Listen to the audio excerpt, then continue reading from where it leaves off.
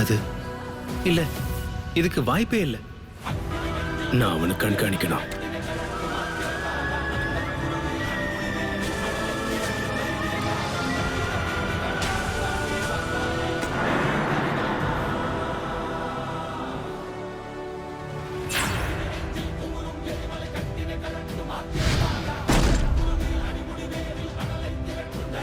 சென்சி teleportation shoots ரொம்ப வேகமா இருக்கு. இதுக்கு வாய்ப்பே இல்ல. அப்ப நீதான் அந்த லீஃப் வில்லேஜோட yellow ஃபிளாஷா?